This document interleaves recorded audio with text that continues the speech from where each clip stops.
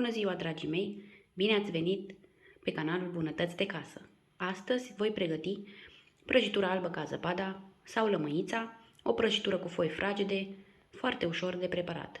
Haideți să vedem de ce ingrediente avem nevoie. Pentru foile fragede avem nevoie de 600 de grame de făină, 100 de ml de lapte, 100 de ml de ulei, 200 de grame de zahăr pudră, 2 ouă, un pliculeț de 7 grame de amoniu pentru prăjituri, 15 ml de zeamă de lămâie, esență de vanilie și un praf de sare.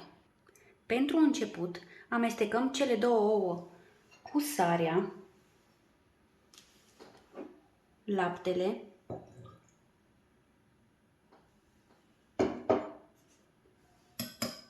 uleiul,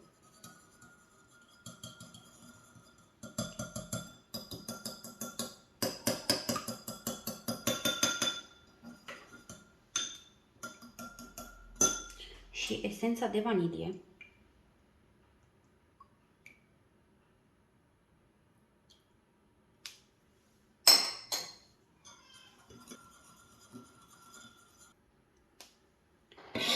Adăugăm apoi zahărul pudră,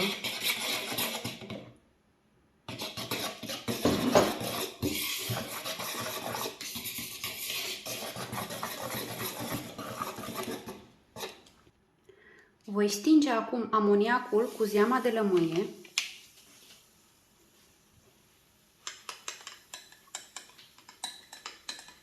și voi adăuga peste celelalte ingrediente, după care amestecăm.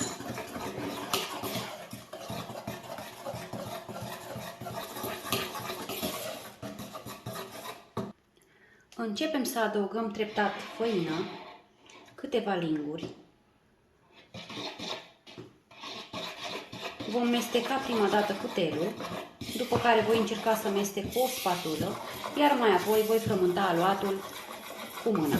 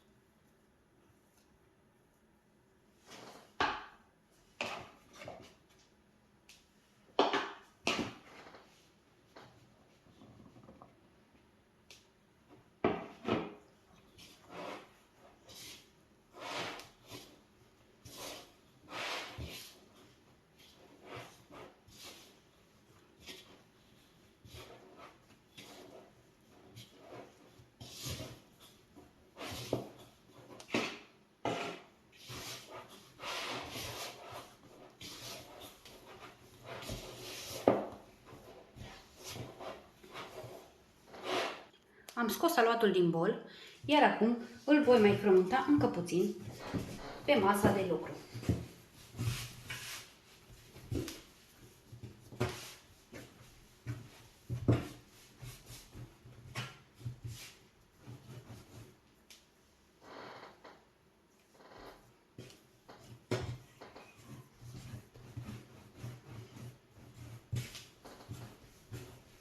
Voi împărți acum aluatul în 3 părți aproximativ egale.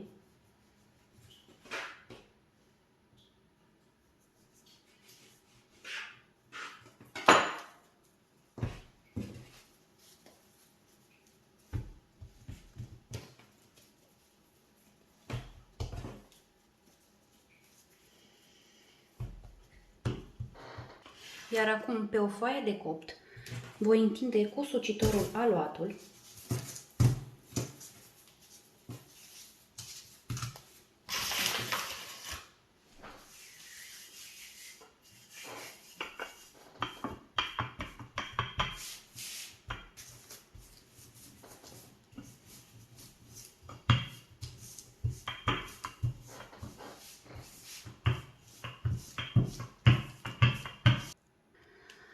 Cam așa arată foaia întinsă. Acum o voi înțepa cu o furculiță.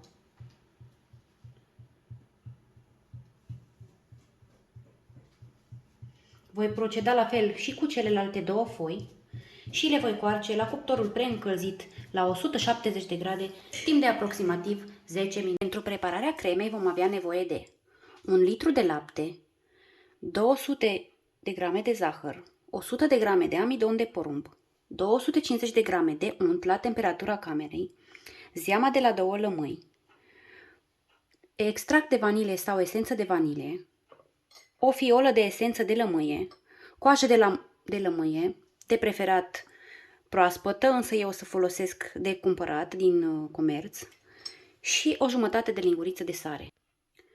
Jumătate din cantitatea de lapte o adăugăm într-o cratiță la încălzit.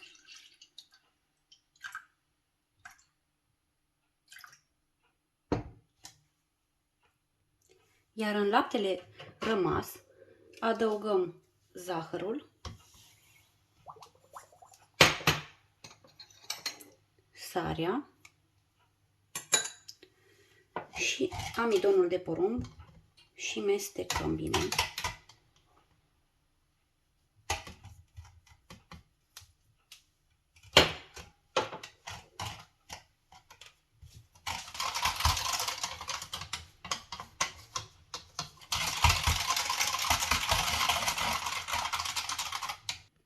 La primul clocot adăugăm coaja de lămâie,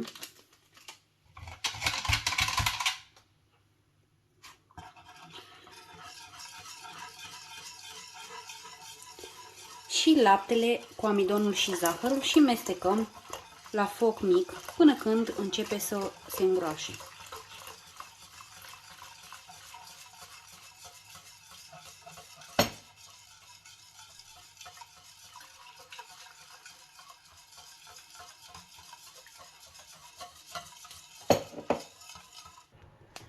După ce s-a îngroșat, o luăm de pe foc și adăugăm esența de vanilie și esența de lămâie, iar apoi zeama de la cele două lămâi.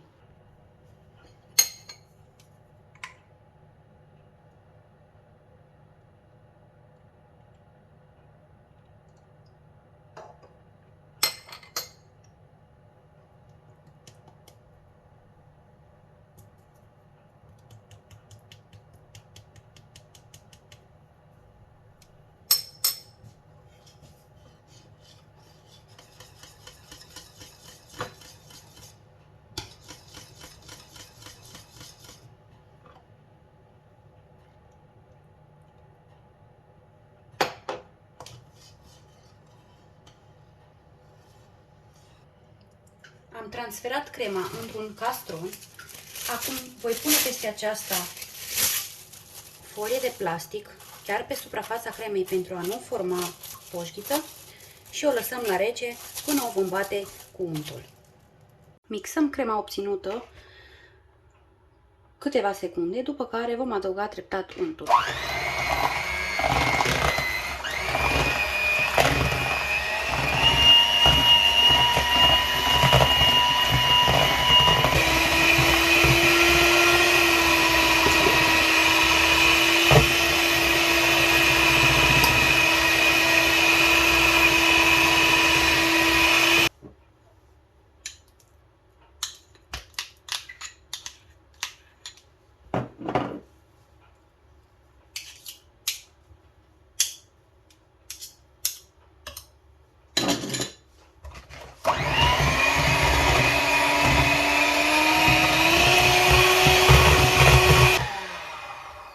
Crema este gata, iar acum o să încep să ung foile. Am pus cremă pe prima foaie, acum continui cu cea de-a doua foaie, peste care după ochi.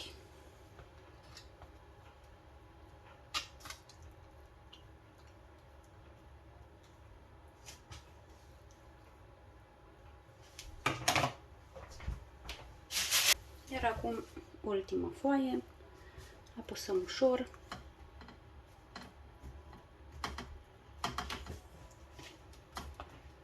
Turnăm restul de cremă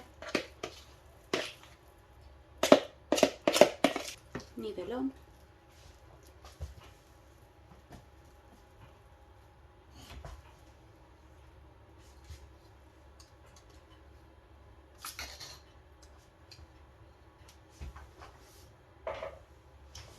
Iar pe deasupra voi presăra fulgi de cocos.